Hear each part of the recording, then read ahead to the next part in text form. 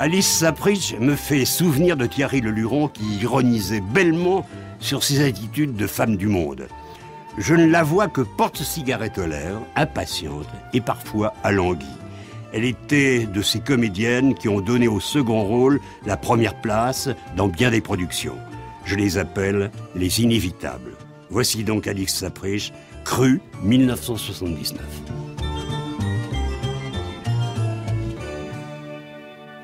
Alice Sapritch, vous aurez beaucoup joué dans votre vie, vous jouez encore, vous aurez beaucoup fait, vous avez dit Shakespeare, Beckett, Strindberg, Balzac, vous avez même joué les stars, vous êtes même allé jusqu'au striptease dans un film qui était beau, qui était drôle et qui avait pour titre La folie des grandeurs.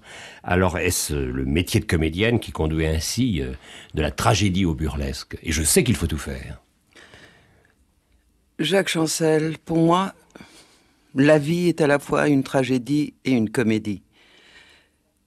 Dès mon enfance, le hasard a fait que j'ai été lancé dans la vie comme ça. Depuis l'âge de 16 ans, mais même avant, j'ai eu ce qu'on appelle une vie à la fois formidable et difficile. Toutes mes contradictions, tout ce que je suis, en ce moment, c'est le total, la somme de mon enfance. Dans un livre qui s'appelait Alice, qui s'appelle encore Alice, j'ai voulu expliquer en une phrase laconique, parce que j'aime être court, je n'ai pas eu d'enfance. Et les lecteurs m'ont reproché cette phrase en disant « Mais pourquoi vous n'avez pas donné plus de détails ?» L'occasion m'est donnée aujourd'hui de vous dire pourquoi je n'ai pas eu d'enfance. Parce que dès l'âge de 4 ans, dès l'âge de 5 ans, on m'a mise dans une situation où les responsabilités de ma famille ont été grandes. Je suis la fille d'une mère douce, charmante, belle, élégante, riche, humble, modeste, plein de complexes, de tout ce qu'elle avait en elle, et d'un père aventurier. Français. Ce père, non, je suis d'origine arménienne, d'origine à moitié russe, et ce père aventurier était un type formidable. Il m'a volé mon enfance et je l'ai adoré. Pourquoi vous a-t-il volé votre enfance? Parce qu'il vous a laissé toute seule? Non, parce que très tôt, il m'a donné des responsabilités. Mon père était joueur, un très grand joueur, un des plus grands joueurs d'Istanbul, et il a mangé la fortune de ma mère. De ce fait, j'étais constamment entre ma mère qui pleurait, qui voulait se suicider, et un père qui était la joie de vivre, l'insouciance, l'aventurier total. Et c'est votre père que vous préfériez? Oui. Je l'ai adoré, ce père. Je l'ai adoré parce qu'il était l'intelligence, parce qu'il était un personnage. Et j'ai toujours aimé un personnage. Il m'a donné le goût, ce goût que j'ai maintenant, ce choix qu'il m'a donné d'aimer la France. Il était professeur de français au lycée de Galata. Après, il a fait des affaires. C'était un type qui réussissait en tout et qui a raté sa vie. Et c'est peut-être pour cela que je l'aime, parce qu'il représente pour moi ce que c'est que la réussite dans l'échec. Vos parents vivent toujours? Non, je les ai perdus il y a quelque temps. Et je dois dire que si je n'avais pas été là, j'aurais eu des parents clochards. Et c'est pourquoi je porte en moi cette tragédie d'une enfance extrêmement chaotique et ballottée, et plein de souvenirs, bien sûr. Mais nous n'allons pas trop s'étendre là-dessus, parce que nous allons venir à l'actualité, parce que j'aime le présent. Je n'aime plus le passé. Je ne veux pas aimer le passé, parce que le passé, c'est une page tournée pour moi. Alors je comprends mieux maintenant, Alice Sapritch, pourquoi vous vous êtes étourdie, pourquoi vous avez profité de ce présent. D'ailleurs, vous avez prononcé 2 mots qui me paraissent très importants. Le premier, c'était contradiction, et c'est vrai que lorsqu'on parle d'Alice Sapritch, on dit toujours elle est pleine de contradictions.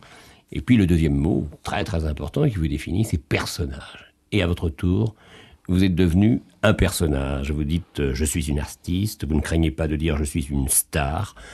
Êtes-vous encore une femme et donnez-vous vraiment l'impression, comme vous le faites parfois, donnez-vous encore l'impression aujourd'hui d'être persécutée?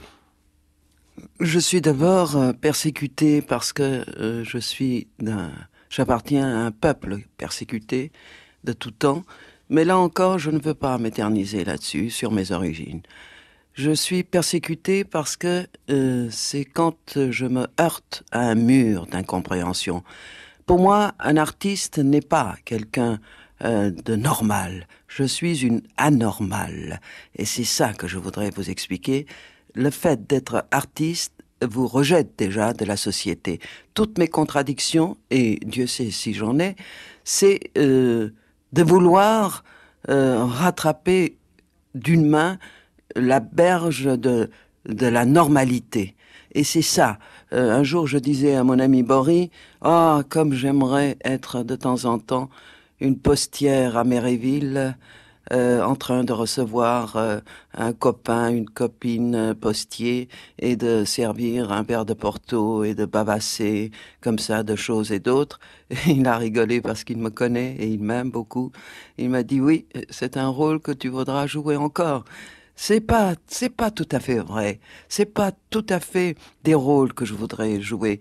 C'est que parfois, en moi, il y a cette nostalgie de la mère de famille, de l'épouse, de tout ce que je n'ai pas été. Et c'est le regret aussi de certaines choses. Alors, Alice Sapritch, on va essayer de mieux comprendre, parce que c'est vrai, vous jouez un personnage, on vous force à le jouer lorsque vous êtes quelque part parfois gentiment on se moque de vous, parfois vous vous moquez des autres, vous aimez tout cela, et on ne sait plus du tout où est la vérité. Mais pour les gens qui vous connaissent, qui vous voient, et ils sont nombreux à vous connaître puisque vous avez été Folcoche, il y a eu la cousine bête, enfin il y a eu tout ce que l'on sait à la télévision. Pour ces gens-là, peut-être, il y a une vérité qu'il faut dire, il y a une lumière qu'il faut montrer. Et il est rare, Alice Sapritch, de trouver le moment où vous êtes vraiment vous-même. Alors j'ai l'impression que vous vous déguisez sans arrêt. Écoutez, Jacques Chancel, regardez ce ciel de Paris. Est-ce qu'il est uniforme? Je suis comme ce ciel. Je suis plein de... Multiples, avec des soleils et des ombres. Évidemment, si j'étais uniforme, ça serait plus facile, mon accès. Mais moi-même, je ne crois pas que ce soit possible. J'ai des humeurs, et j'ai parfois mauvais caractère. On le dit, et je crois qu'ils ont raison, les gens. Mais ce mauvais caractère est toujours basé sur, justement, au moment où je suis de bonne humeur, les gens me disent une chose qui me met en difficulté. Et c'est pour ça que je suis un peu le pushing ball des gens. Ils me veulent comique quand je suis tragique, ils me veulent tragique quand je suis comique. Les gens veulent que je sois ce qu'ils veulent que je sois. Or, moi, j'ai ma vérité, et cette vérité est totale et absolue, c'est-à-dire plein de contradictions, encore une fois. Oui, mais parfois on vous demande de faire un numéro, vous le faites volontiers, mais vous n'êtes pas dupe. Vous n'êtes jamais dupe. Donc vous jouez à chaque moment de votre vie. Jacques. Et je sais que vous ne jouez pas au fond de vous-même. Je ne suis jamais dupe et je suis toujours dupé. Croyez-moi, quand vous dites « vous jouez à la ville », c'est faux. Parce que si je joue à la ville, je n'ai pas envie de faire ce métier. Par une chance extraordinaire, je peux jouer sur scène, sur un plateau de télévision, tous les personnages les plus extraordinaires. Comme je disais hier à un journaliste, il n'y a pas une actrice au monde, je dis bien au monde, et croyez-moi, ce n'est pas une prétention de ma part, vous n'avez qu'à prendre la liste de mes personnages, il n'y a pas une actrice au monde qui a été aussi gâtée par le sort de jouer les très grands personnages, les très grands auteurs. Et de cela, je suis très reconnaissante à la télévision, d'abord. Bien sûr, je n'ai pas besoin de jouer. Je n'ai pas besoin de jouer la cousine bête à la ville. Je n'ai pas besoin de jouer Falcoche, puisque je peux me défouler, puisque je suis en face de vous et que vous faites la radioscopie de ma vie, de mon cœur. Je voudrais que vous soyez sûr d'une chose, c'est que à la ville, je ne joue pas. Mais je ne joue pas, attention, je ne joue pas, mais je suis quand même multiple. J'ai des moments d'humeur. De ce fait, évidemment, je désarçonne des gens. C'est que chez moi aussi, j'ai des moments toute seule. Vous pensez bien que je ne suis pas une folle. Je ne joue pas la comédie toute seule. Entre quatre murs, on m'enfermerait si c'était ça. C'est pas ça. Je ne joue pas la comédie. Regardez un exemple. À un moment donné, j'ai arrêté de fumer. Je ne fumais plus parce que je jouais Elisabeth, la femme sans homme, en tournée. Fini les fumes-cigares, là. Non, mais attendez. Je ne fumais pas pendant un an. J'ai recommencé. Hélas, parce que pour le moment, je me donne encore quelques moments de bonheur. Je fume. Bon. Pendant que je ne fumais pas, on continuait à me voir avec un long fume-cigarette. Ce qui est faux. Je n'ai jamais eu un long fume-cigarette. J'ai toujours le même fume-cigarette depuis l'âge de 16 ans. Mais les gens me voient comme ça, avec un long fume-cigarette, l'air absent. Parce que je suis comme ça. J'adore rêver. J'adore rêvasser. Et parfois, je fixe un point. Et si vous êtes dans ma trajectoire, vous pouvez croire que je vous fixe, mais pas du tout, je rêve. Mais à travers ça, je pense à autre chose. Alors il y a la comédienne joue un rôle, elle est dans son élément, elle est dans son climat, et on l'aime. Et vous savez le succès que vous avez de ce côté-là. Mais il y a les autres moments où on reçoit Alice Sapritch. Et il vous est arrivé de vous regarder à la télévision, c'est-à-dire il vous est arrivé d'enregistrer une émission et ensuite de la regarder. Je voudrais savoir comment vous vous regardez et comment, dans ces cas-là, vous vous trouvez. D'abord, pour moi, c'est une torture de me regarder. Et croyez-moi... Je ne parle pas de la comédienne, hein. Non, Je non, ne parle non, pas d'un rôle, ça n'est pas la cousine bête. Je regarde avec énormément de munitie tout ce que je fais. Et je suis seule en général ou avec ma nièce Astrid. Et je vois les choses que j'aurais dû faire sur le plan professionnel. Ensuite, je regarde et je me dis combien je suis loin de tous les personnages que je joue. Et c'est ça qui est formidable, c'est que ce métier me donne l'occasion d'être multiple. Là, je vais partir tourner La Pharisienne de Mauriac avec Gilbert Pinault comme metteur en scène. Vous connaissez le sujet de ce grand roman, c'est la pharisienne, c'est-à-dire celle qui croit que dans la vertu, dans la religion, une rigueur, une raideur, elle est implacable jusqu'au moment où il va lui arriver quelque chose de dramatique et elle va comprendre ce que c'est que la blessure. Cette femme bordelaise d'une naissance aisée va être tout le long de ce film l'implacable et monolithique vertu. Or, dans la vie, je suis le contraire de ça. D'abord, je suis, hélas, athée, donc ces personnages-là sont loin de moi dans la vie. Mais c'est quand même formidable, je vais être cette bourgeoise, cette pharisienne, dans quelque temps. Croyante. Croyante, pieuse. Et vous y croyez. Intolérante. Alors que je suis le contraire de ça, je suis totalement libéral, totalement et en tout. Je conçois tout le monde, je conçois toutes les opinions, avec une opinion personnelle sur tout ce que je suis, bien sûr, mais je ne suis pas ce personnage à la ville.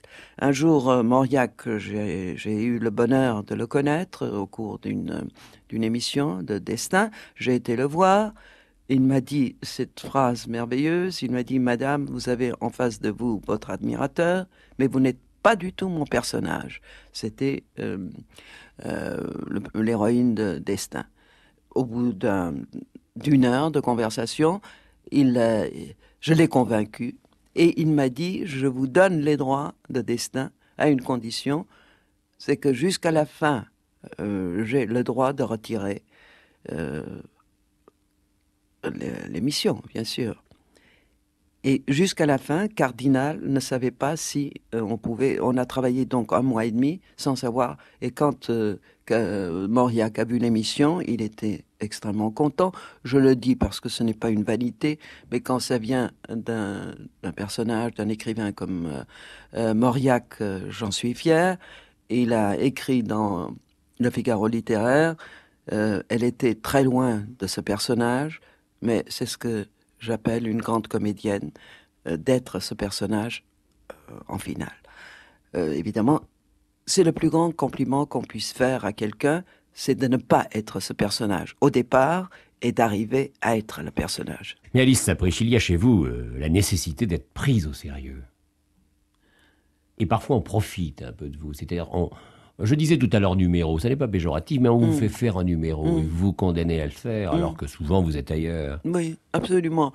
On exploite un peu. Oui. Et c'est de la facilité. Celui qui m'a exploité le plus, c'est un copain avec qui j'ai eu des problèmes. C'est mon petit Thierry Le Luron, poussé d'abord par son métier. Et en plus, je suis encore sa tête de Turc. Et il s'amuse beaucoup. Même à 2h du matin, on se réunit dans un établissement, un restaurant que j'aime beaucoup, rue de l'Échelle, rue Jacob à l'Échelle, chez mon copain Nanty. Et là, même après une tournée fatigante, etc., il prend une serviette et il me met il se met plutôt un turban sur sa tête. Et il joue la Sapritch. Et il joue la Sapritch, ça l'amuse beaucoup. Ça vous amuse aussi. Oui, ça m'amuse beaucoup jusqu'au moment où les gens qui l'entourent m'imitent à travers lui, vous comprenez? Alors ça devient une espèce de cascade, et ça commence à m'énerver un petit peu. Mais par ailleurs, il y a eu un petit malentendu entre nous, ça s'est arrangé. C'est votre problème, tout cela. Oui, non, mais c'est pas grave. Mais je l'aime beaucoup parce qu'on s'amuse et il me fait rire. Les gens qui me font rire sont absous. Enfin, imaginez le moment où Thierry ne vous imitera plus. Et beaucoup de comédiens ne sont pas imités, c'est qu'ils ne sont pas encore tout à fait en place. Vous allez être contente de cela. Dites, tiens, c'est donc que j'existe. Oui, bien sûr. Et que j'ai quelque chose qui fait que l'on peut m'imiter. Vous savez, je n'ai pas besoin de Thierry Le Luron pour savoir qu'un jour on ne parlera plus de moi. Je suis très consciente, je suis très lucide. Je sais que c'est d'abord notre passage sur Terre est très limité, donc je sais très bien que je suis limité par le temps, je sais très bien qu'un jour on ne parlera plus de moi, je sais très bien qu'un jour on ne me donnera pas l'occasion de m'exprimer en face de vous, Jacques Chancel, mais je le sais, c'est limité, Mais vous y pensez? Ah oui, terriblement. Il y a 2 problèmes chez moi importants, c'est d'abord la santé, parce que je suis une femme seule et je dois assumer à la fois cet avantage et ce désavantage d'être seule. Et ensuite, comme je dis, j'ai besoin de mon médecin et de mon banquier, c'est-à-dire l'argent qui me donne ma liberté. Là aussi, les gens disent n'importe quoi. L'argent ne fait pas le bonheur, des imbécilités comme ça. Mais bien sûr que si, l'argent vous donne votre liberté et j'aime être libre. Alors il y a tous ces commencements et je me demande, après tout ce que vous m'avez dit, si vous étiez bien née pour être comédienne, parce que ce sont les événements qui vous ont conduit à le devenir. Vous n'avez pas eu d'enfance, vous avez essayé de la réinventer, vous n'y êtes pas arrivé, et ensuite vous avez joué votre rôle. Et peut-être que Alice Sapritch, c'est un rôle. Un jour, il faudra peut-être le jouer au théâtre, mais ou au cinéma, il sera joué par quelqu'un d'autre. Je ne crois pas qu'on puisse apprendre à être artiste. Je crois que on est artiste. On est artiste dès le départ.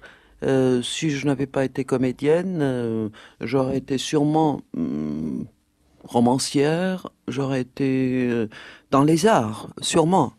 On n'apprend pas d'abord ce métier, on est ça. Tous les métiers s'apprennent, sauf l'imagination. Si vous n'avez pas d'imagination, vous ne pouvez pas être artiste. Mais vous l'avez appris, votre métier, vous êtes allé au conservatoire. Oui, bien sûr, on apprend d'abord au conservatoire. J'ai eu le malheur d'avoir une femme professeure que je n'aimais pas du tout. Et comme je dis souvent à mon ami Tizot, qui lui adorait, je disais, c'est du Sand. Bon, c'est pas parce qu'elle est morte que je vais l'adorer. Je ne suis pas hypocrite. Je n'ai pas aimé cette femme parce que cette femme ne m'aimait pas. J'avais toutes les raisons pour qu'elle ne m'aime pas. J'étais un personnage qui l'a désarçonné déjà. Elle aimait la France de Louis XIV. Elle aimait Molière. Je n'étais pas un personnage de Molière. J'étais désordonnée. J'étais une élève récalcitrante. J'avais tout ce qu'elle détestait. Je l'avais. Bon. Jusqu'au moment où j'ai passé mon concours médiocrement, je suis sorti avec un accessite. Mais tout ça, je ne garde pas un très bon souvenir du conservatoire parce que là aussi, j'avais une passion pour Jouvet. Jouvet représentait pour moi justement tout ce que j'aime chez l'artiste, c'est-à-dire cette désinvolture, ce grand talent qu'il avait bien sûr, mais cette ironie qu'il avait, ce sarcasme qu'il avait. Chez Dusan, c'était le contraire, c'était raisonnable, c'était d'abord elle parlait beaucoup, c'était une conférencière, ce n'est pas une artiste, mais Jouvet c'était un artiste et j'avais la passion de Jouvet et j'allais d'ailleurs souvent, je suis plus une élève de Jouvet que de Dusan, ça bien sûr. Mais Tizot, il pleure quand je dis ça. Moi, je voudrais savoir quelle jeune fille étiez-vous? J'étais une jeune fille. D'abord, avant la lettre, j'étais une jeune fille hippie. C'est pourquoi la jeunesse... C'est-à-dire très libre. Très libre. La jeunesse actuelle m'adopte. Je crois que c'est parce que elle doit reconnaître en moi une sœur. J'étais tout à fait libre, mais cette liberté, comme je viens de vous dire, on me l'a pas donnée.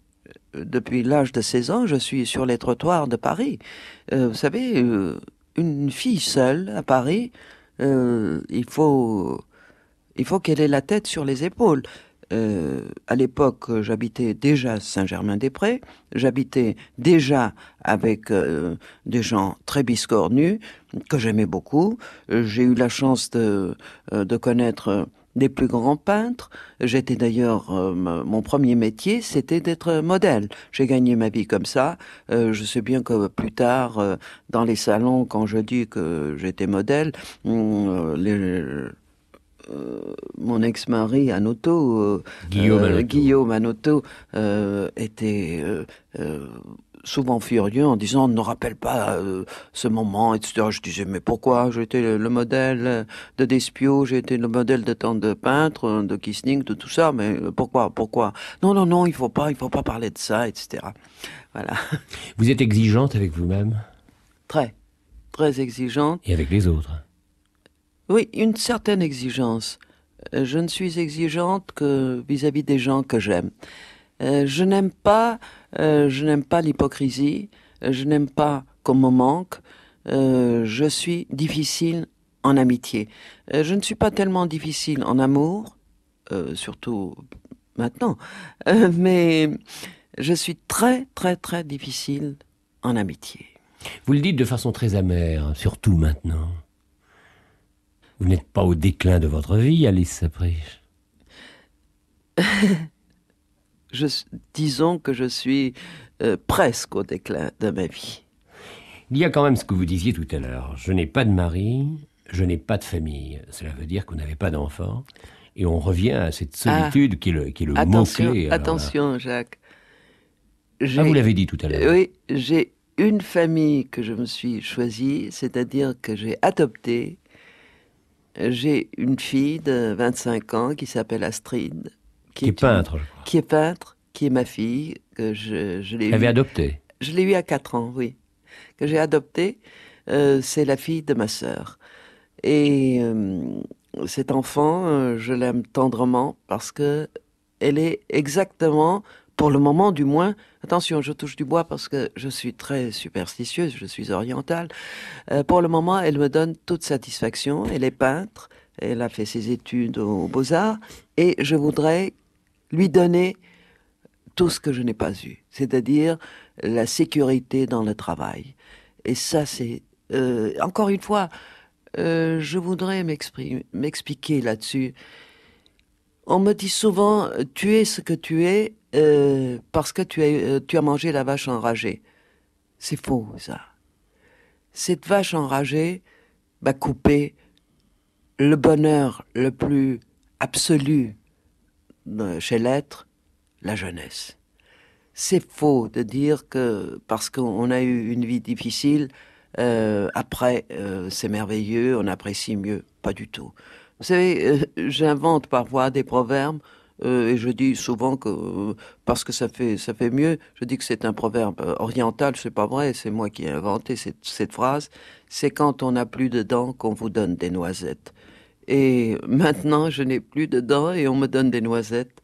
Vous voyez le désastre. Donc la solitude aura été toujours pour vous au bout de la course. Et cette solitude aura pu prendre différents visages. Oui. Là aussi,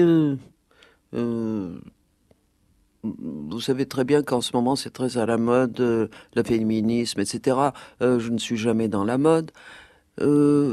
C'est pas un choix. La solitude n'est jamais un choix. La solitude, ça vient parce qu'on ne peut pas faire autrement.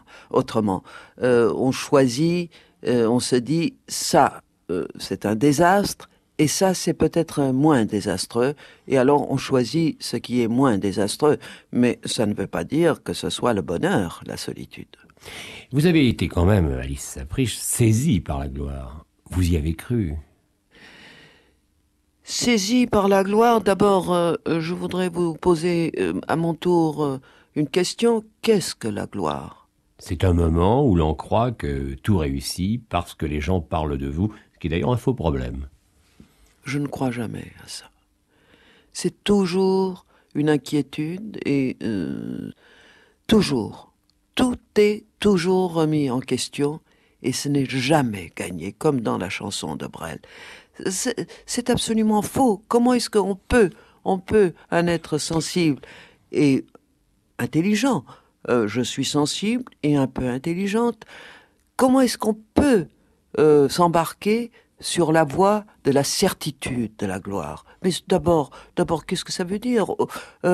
L'autre jour, je lisais cette phrase d'Einstein: si j'avais su, j'aurais été plombier. Vous vous rendez compte, même chez un savant le plus éminent, il y a une incertitude de tout. À plus forte raison chez une comédienne qui, disons, pour le moment, ça va bien, bien sûr, mais ce n'est pas, c'est oui, pas mais ça sûr. fait partie de votre métier. Être connu, c'est vraiment l'aboutissement d'une carrière pour un artiste. C'est sa logique totale. Oui. Et vous l'avez assumé d'ailleurs, c'est bien la sûr. télévision qui vous l'a donné, complètement. Plus que le cinéma et plus que le théâtre. Absolument. Là aussi, je voudrais insister sur un point très important. La télévision a été pour moi essentielle, comme vous le savez, mais il y a une chose très importante, c'est que la télévision m'a donné le choix de mes rôles et de mes auteurs. Je pense que si j'avais eu ce même choix, je ne suis pas venu comme ça à la télévision, les bras ballants et brusquement du jour au lendemain. C'est ce que les gens croient. 9 fois sur 10, c'est faux. Il fallait conquérir chaque échelon de ça par des étapes, par des rôles, par des succès, bien sûr.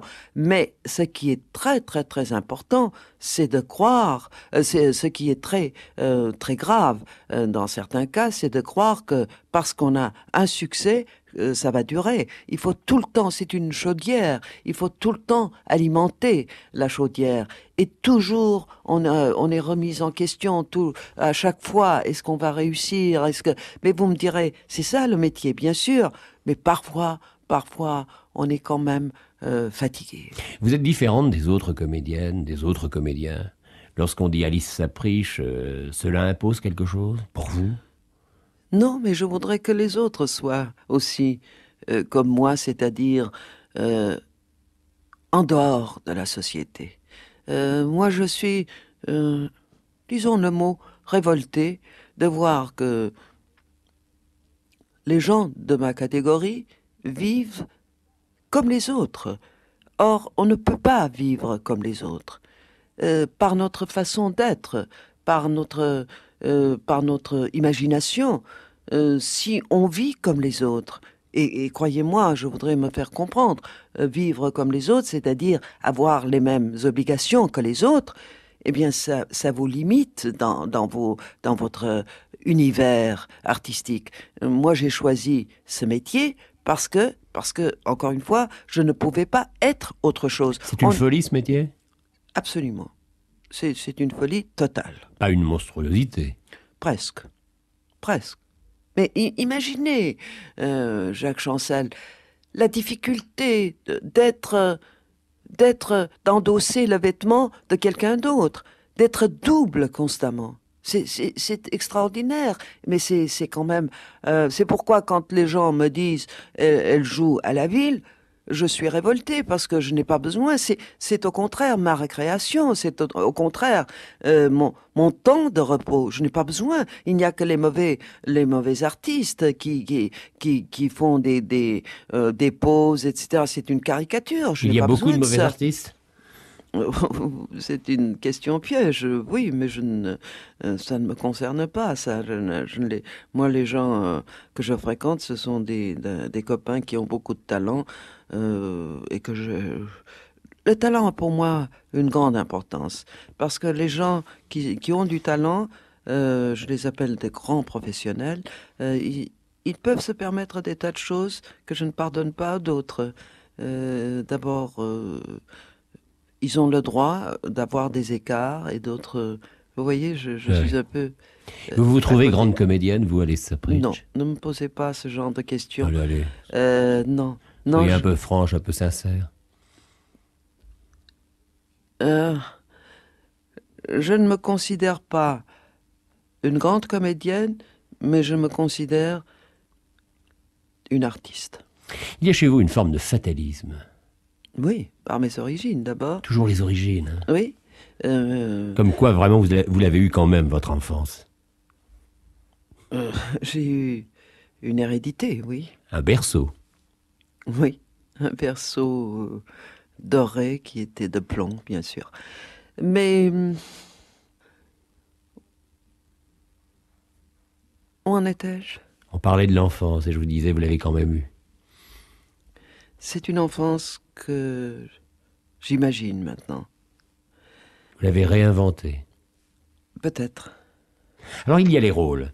Alors ces rôles ont été grands. Il y a ces auteurs, c'est Balzac, c'est Strindberg, c'est Mauriac, c'est Beckett. Bon alors. C'est Ionesco. Ionesco, Pirandello. Si vous deviez faire le total vraiment des rôles que vous avez aimés, quels sont les trois premiers qui viendraient dans votre panthéon personnel? Parce qu'on sait ce qu'on a aimé, on sait ce que l'on a été surtout, et quel est le rôle qui a fait bondir. Voulez-vous que je vous étonne encore? Le passé pour moi, dans mes rôles, ne m'intéresse plus déjà. Je vous dirais que c'est mon luxe. Je compare tout ça à une robe de Dior qu'une femme très riche déchire le lendemain d'un bal. Ça ne m'intéresse plus. Le passé ne m'intéresse plus. Le passé, les rôles que j'ai joués, ce sont les autres qui me les rappellent. C'est fini. Moi, maintenant, c'est ce que je vais faire demain qui m'intéresse. C'est d'abord une carrière, pour moi, c'est le regret de tout ce qu'on n'a pas fait. Donc, je regretterai les rôles que je n'ai pas pu jouer. Alors, au fond, je suis contente, bien sûr. Quels sont les rôles que vous n'avez pas pu jouer? puisque vous ne voulez plus parler du passé, puisque Falcoche est oublié, puisque la cousine bête c'est oublié est pour rentrée moi. aux accessoires. Non, non. C'est pas tout à fait ça. Je ne veux pas m'éterniser constamment sur un passé. Je veux vivre le présent et l'avenir. Tout ça est très bien puisque vous en avez le souvenir. Enfin, vous, mon public, a le souvenir et j'en suis fière et j'en suis contente de ça. Bien sûr, ça serait absolument hypocrite de ma part. Mais moi, quand je regarde parfois, parce qu'on me demande des photos, quand je regarde parfois les photos, je dis tiens, c'était ça. Bien souvent, je ne me souviens pas très bien de la date, tout ça, mais enfin, il y a des journaux. C'est fini, ça. C'est une page tournée. Ce que je voudrais jouer maintenant, c'est autre chose. Et bien souvent, comme je viens de vous dire, une carrière, c'est le regret de tout ce qu'on n'a pas pu faire. J'aurais voulu, pour ne rien vous cacher, à l'heure qu'il est, avoir 30 ans et avoir la vitalité d'une actrice de 30 ans. J'ai beaucoup de vitalité, mais enfin, c'est quand même limité par le temps. Cet âge que vous avez, vous le reconnaissez, vous le dites, vous le criez ou bien je l'ai sur mon cachez? passeport. Non, je ne cache pas. Mes rides sont là pour ne pas désavouer mon âge. Mais là encore, dernièrement, parce que je ne vous cache pas que j'ai un faible pour mon ami Tizot et que il m'amuse d'abord. Henri Tizot. C'est votre copain, lui. C'est mon copain, oui. Et l'autre jour, dans ma cuisine, parce que je ne reçois que dans ma cuisine, on mangeait, etc. On plaisante beaucoup, on rit beaucoup ensemble, et avec des copains. Et c'est moi qui fais la cuisine, mais c'est les copains qui font la vaisselle. Et un copain, un jeune comédien de la maison. Parce que j'ai toute une cour. Je suis seule avec une cour autour de moi, bien sûr. Vous aimez ça, hein? Oui, j'aime beaucoup ça. Ça, c'est mon côté patriarche. Et alors, mon copain comédien dit ah oui, mais il faudrait peut-être penser. Il me tire un peu les peaux comme ça. Et Tizot me dit mais non, faut lui la paix. Elle est très bien comme ça, etc. Alors, le copain comédien lui répond ah, tu sais. Si je t'apporte une photo d'elle, tu aurais le choc. Alors, une photo d'elle d'autrefois? Oui, c'est ça. Alors, évidemment, on rit beaucoup, et puis moi, j'aime bien qu'on rit de moi. Il faut assumer ces rides. Oui, bien sûr, mais je me dis que, là encore, vous comprenez, si, pour mon métier, il fallait que je fasse le sacrifice de les supprimer, de les rafraîchir, comme on dit, peut-être que je le ferais, mais pas pour moi, pas pour... moi, je m'en fous. Le métier d'abord. Le métier d'abord. Enfin, le métier, ma liberté d'abord. Le métier, vous savez, c'est égal ma liberté. Si je n'avais pas ce métier, imaginez, Jacques, le désarroi d'une femme. C'est pourquoi je suis très reconnaissante à mon métier. C'est que il m'a permis de m'assumer, il m'a permis de vivre de mon métier, il m'a permis d'avoir tous les avantages grâce à mon métier. Car en somme, pourquoi je suis invité? Pourquoi on m'aime bien? Pourquoi j'ai une activité? Pourquoi j'ai une vitalité encore? Parce que j'ai à la base un métier, je m'appelle Alice Sapritch, et quand on m'invite, je ne me fais pas d'illusions, parce que vous savez très bien, Jacques, qu'à un moment donné, pourquoi voulez-vous qu'on invite une femme seule, qui n'est pas jeune, qui n'est pas jolie, dans les dîners? Si j'étais n'importe qui, Madame Tartemuche ou Tartemolle, je ne serais pas invité. Si je suis invité, c'est parce que je fais honneur à la table, et je suis très consciente de ça. Mais ça me plaît, bien sûr. Mais enfin, je suis quand même lucide. Je me dis, c'est parce que la dame en question dira hier soir j'avais Alice Sapritch à ma table. Ça m'honore. Je vous dis, c'est peut-être une vanité. Je ne suis pas contre ça. Vous avez peur pour demain? Parce que je vois quand même une grande inquiétude chez vous. Très, très peur. J'ai peur de deux choses. De la santé, d'abord. Vous avez dit la santé, oui, et l'argent. Et l'argent. Ce sont les deux pôles de ma vie parce que l'argent, c'est ma liberté. Je ne me vois pas vivre sans argent. Sans argent, c'est d'abord ne pas avoir une cour, ne pas avoir d'amis, ne pas avoir de copains, et ça serait pour moi dramatique. Oui, c'est vrai. Je ne vous demande pas d'imaginer, je n'y crois pas, mais quand même, regardons les choses en face. Demain, on ne vous propose plus de rôle. Demain, on ne vous fait plus jouer, alors que c'est l'essentiel de votre vie. Absolument. Alors, la retraite, c'est un mot qui n'a pas de sens pour vous, puisque une comédienne ne peut pas aller à la retraite. Oui. Non, mais... Et vous avez eu une vie d'une certaine manière aussi facile par rapport à beaucoup d'autres qui prennent ensuite dans leurs derniers hivers le temps de vivre, ou le temps de ne pas vivre. Tant que j'aurai mon cerveau en place, ça ira. Parce que si je ne joue plus, j'ai beaucoup d'imagination, je ferai des chroniques, j'écrirai, Voilà. je ferai autre chose. Je ne peux pas rester dans la position de quelqu'un qui n'est pas dans la vie. Si je ne suis plus dans la vie artistique, je suis déjà sous terre. Vous n'avez jamais confondu le personnage et la personne. Non. Vous savez qui vous êtes. Absolument. Et vous savez ce que vous ferez. Alors, vous avez beaucoup écrit, enfin, vous avez écrit 2 livres. Oui. L'un qui porte ce titre, Alice. C'est quand même très ambitieux. Hein. Je vais faire d'ailleurs Alice 2. Alice 2. Alors, vous ne pensez pas qu'il y a un peu de vanité, là, à appeler le livre que l'on écrit Alice, c'est-à-dire à se prendre totalement pour le personnage, jusque sur la couverture. Mais vous savez, c'est vrai, lorsqu'on dit Alice, c'est Alice Sapritch. Oui, mais Alice, c'est le nom d'une enfant. C'est le nom d'une petite fille. Je n'aimais pas mon prénom dans le temps. Maintenant, je l'aime bien. Mais Alice, c'est un tout petit nom. C'est un tout petit prénom. Alors, quelles sont les autres Alice? Bon, il y a bien évidemment Alice au Pays des Merveilles, mais oui. Là, nous entrons dans la littérature. Alice Saunier-Saïté, un ministre. Non, il y a Alice au Pays des Enfers. Oui. De mes enfers, de mes contradictions, de mes absurdités, de mes vanités, de mes orgueils. On écrit pour vous. Vous demandez à quelqu'un, par exemple Hervé Bazin, bon, oui. il y a eu La Vipère au point. Oui.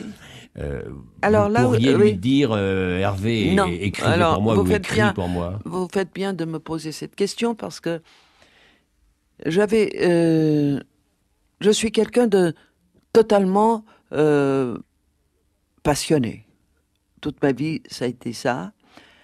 Et quand je suis entré en 60 à la télévision, j'ai eu cette joie d'avoir d'abord un très grand directeur, Albert Olivier, et André Franck, qui était son second, et j'ai eu toutes les possibilités de choisir mes rôles, mes auteurs, etc. Après, comme vous êtes dans la maison, vous savez que ça a changé, et Dieu sait si les changements, c'est utile.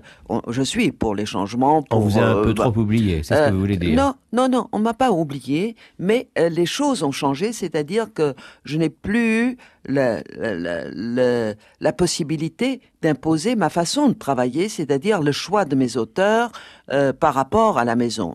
Ça a été un peu au ralenti.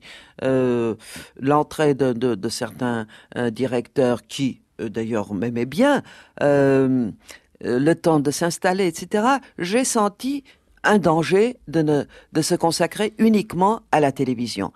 Alors maintenant, je suis d'ailleurs très lucide, je me dis que tout ce que j'ai fait à la télévision, c'est-à-dire la prospection des auteurs, je vais le faire en dehors, c'est-à-dire dans mon métier aussi d'actrice de théâtre, et vous voyez, il faut bien me suivre, c'est une pièce qui a été extrêmement malmenée parce que l'auteur est un personnage très curieux que j'aime beaucoup d'ailleurs. C'est Bouvard, une pièce qu'on a, oui, une pièce que tout le monde a décriée, surtout ceux qui n'avaient pas vu, c'est-à-dire au plaisir Madame. Et on a dit oui, c'est une abjection, etc., etc.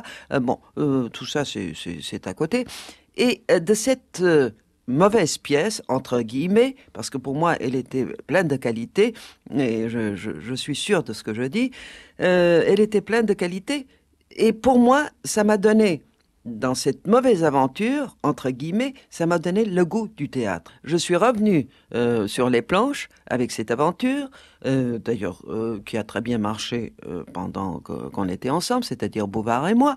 Après, j'ai quitté pour d'autres raisons. Et ça a bien moins marché, sans vous. Non, enfin, peut-être que la pièce avait fait sa vie, je n'en sais rien. Mais enfin, c'est pas ça que je veux dire, ce n'est pas essentiel.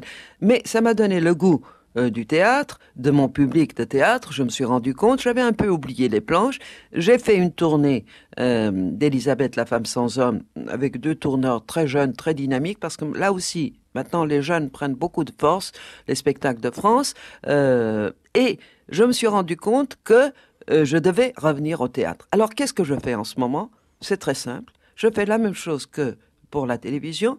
Je vais contacter les auteurs. J'en ai 3 en ce moment. Des jeunes Non, des jeunes. Enfin, je vous dirai avec qui je travaille en ce moment, c'est-à-dire Pierre Daninos, qui est en train d'écrire pour moi un spectacle qui se passera, d'ailleurs, c'est pas un secret parce que ça va être, je pense, dans les journaux. Il est en train d'écrire, mais l'enfant est dans le ventre de son père, alors je ne sais pas exactement quelle tête il aura, mais enfin, je voudrais que Daninos, Pierre, m'écrive un texte humoristique d'une bonne femme qui est très heureuse d'être dans son lit, en train de bouffer du caviar, du saumon, etc. Et elle est en face de 3 télévisions, et elle va commenter tout ce qui se passe à travers le monde, etc., par l'intermédiaire de la télévision. Un seul personnage, donc. Il y aura peut-être un valet de chambre qu'elle va un peu martyriser comme ça dans les coins. Mais enfin, le thème de ce que Daninos est en train d'écrire, c'est ça. Alors, parallèlement à ça, j'ai un autre grand écrivain de théâtre, Eduardo Manet, qui est en train d'écrire pour moi. Et je vois un autre auteur aussi, c'est Lucien Atoun, avec qui je vais travailler, me donnera. Parce que là aussi, c'est absolument faux de croire qu'il n'y a pas d'auteurs de théâtre. On dit n'importe quoi. Si, il y a des auteurs. Il faut aller les chercher, il faut leur donner le temps de vivre, et on ne leur donne pas le temps de vivre. Là, il y a l'État qui les aide, mais il faut aller prospecter, il faut aller chercher, et il faut surtout les faire travailler. Et ça, je crois que j'ai le don de faire travailler. J'ai l'impression, Alice Sapritch, que vous êtes toujours en mouvement, parce que je vous vois dans cette pièce et qui est bien conduite, puisque si Daninos vous l'a promise, vous la donnera. Vous serez donc le personnage avec ce valet de chambre que vous saurez martyriser, et puis ce grand lit pendant 3 heures. Quel sera le valet de chambre? Hubert Deschamps. J'ai déjà pas pensé. Mal, oui. Hubert, que j'aime beaucoup. C'est un acteur que j'aime beaucoup. Un rôle quand même installé, oui. Allongé pendant 3 heures. Enfin, non, pas 3 heures. 2 heures, non, 2 heures. Non, ça va. C'est un spectacle de théâtre avec un entracte? Peut-être pas, parce que je suis contre les entractes. Il faut, vous savez, surtout pour les pièces comiques, en 1h30, on a tout dit. Et je trouve que 1h20 sans entracte, on a bouclé la boucle, les gens vont aller dîner. Vous savez, amuser les gens 1h20, c'est déjà beaucoup. Je ne sais pas si je vais tenir le coup. Et Alice Sapritch est un personnage mondain aussi? Ah! Vous aimez bien ça? Jacques, j'attendais cette question. Mondain, c'est pas le terme. Mais j'adore regarder. Et j'adore le cinéma de la vie. Ça, c'est une chose qui m'amuse. Si on sait regarder, c'est formidable. Oui. Et là, je dois dire que j'ai cette chance d'avoir 2 caméras constamment, ce sont mes yeux. Et je regarde les gens vivre. Ça m'amuse beaucoup, beaucoup, beaucoup. Dans leur vanité, dans leur tragédie, dans leur drame, dans cette façon, dans leur hypocrisie, tout ça, ça m'amuse beaucoup, beaucoup, beaucoup. Et le spectacle de la vie m'intéresse beaucoup. Enfin, vous avez pris tous les risques de la liberté, parce que c'est vrai, vous pouvez choisir vos amis, vous pouvez choisir vos films, vous pouvez choisir vos pièces, mais c'est parfois un danger, vous le savez, mais il faut vivre. On ne peut vivre que dangereusement, je crois. Je ne choisis pas mes films, je ne choisis pas. Mes pièces, oui, je vais les choisir parce que je suis en train de semer en ce moment. Donc vous êtes à l'attente d'un film. Comment ? Cela veut dire, un metteur en scène peut me choisir. Oui, bien sûr. Mais en général, quand on me choisit, c'est toujours à côté. Sauf si c'est un scénariste, là encore, vous voyez, mon métier, ma façon de travailler, c'est toujours les auteurs qui s'intéressent à moi, rarement les metteurs en scène. Je suis obligé de reconnaître que c'est parfois préjudiciable, parce que je préférerais que ce soit le metteur en scène. Pas du tout. Là, en ce moment, Georges Conchon est en train d'écrire un scénario pour Romy Schneider, et je crois qu'il est en train d'écrire pour un rôle secondaire pour moi, et je suis ravie parce que ce sera une grosse production, et je voudrais faire un film important. Je suis mûr pour ça, mais le cinéma ne m'a pas encore donné mes possibilités. Mais lorsqu'on a été folcoche, lorsqu'on a joué La Cousine Bette, on peut faire un numéro de striptease dans un film comme celui de Gérard Horry, La Folie des Grandeurs, à côté de Louis de Funès et d'Yves Montand. Ça m'a été reproché, bien sûr, mais... Là, vous êtes amusé, hein, striptease, oui. Sapritch striptease. Oui, mais l'important, c'est que j'avais comme partenaire de Funès. L'important, c'est que ce passage a été intéressant, mais... moi, je ne me rends pas très bien compte s'il fallait le faire ou il ne fallait pas le faire. Ça m'a permis, là aussi, comme avec la pièce de Bouvard, d'enrichir mon clavier, d'enrichir mes possibilités. Et il ne faut pas se laisser dans une ornière. Il faut être multiple, il faut casser à un moment donné le jeu pour revenir en arrière, c'est constamment... C'est prendre des risques. Prendre des risques. C'est la seule possibilité qui vous est donnée. Il y a à prendre des risques. Vous savez, une carrière, c'est comme un conducteur au volant d'une voiture. Il faut calculer ses risques. Il faut constamment avoir l'œil sur le rétroviseur. Et il faut se dire qu'on peut avoir un abruti en face qui ne sait pas conduire. Donc, il faut être constamment vigilant. Et c'est là où, un moment, une seconde d'inattention, et on est dans le fossé. Alors là, je reprends les adjectifs qui concernent Alice Sapritch, qui sont donnés comme des cascades qui viennent en litanie. Phénomène, excentrique, femme dure, mystérieuse et parfois refermée sur un secret. Alors le secret, vous l'avez en partie dévoilé tout à l'heure, c'est l'enfance que vous n'avez pas eue, mais il y a peut-être d'autres secrets, peut-être que vous voudriez un jour être accompagné pour cette fin de vie. Parce que le divorce, et je le sais, vous avez fait mal. On n'a pas à revenir sur une vie privée. Oui, hein. non, c'est l'avenir qui est important, le présent ou l'avenir. Est important, mais vous avez effacé le passé Jacques, tout à l'heure. Je crois que nous nous connaissons depuis longtemps.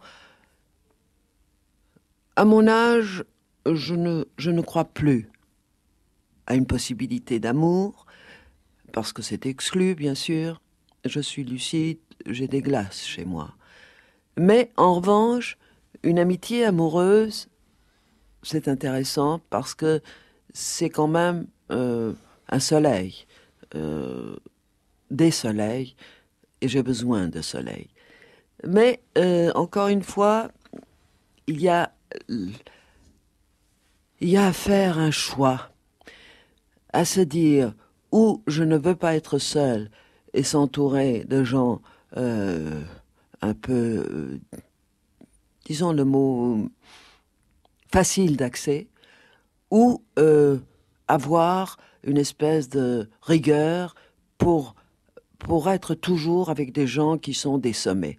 Or, les gens que j'aimerais avoir comme copains, comme amis, dans une amitié amoureuse, ce sont des gens qui sont eux-mêmes très pris. Ce sont des gens qui sont préoccupés par leur métier, par leur famille, par leurs femmes, par des enfants, par leurs propres problèmes. Ils ne sont pas disponibles à mon appel. Qu'est-ce que j'ai autour de moi ? On me reproche ça aussi, d'avoir des amis pédérastes.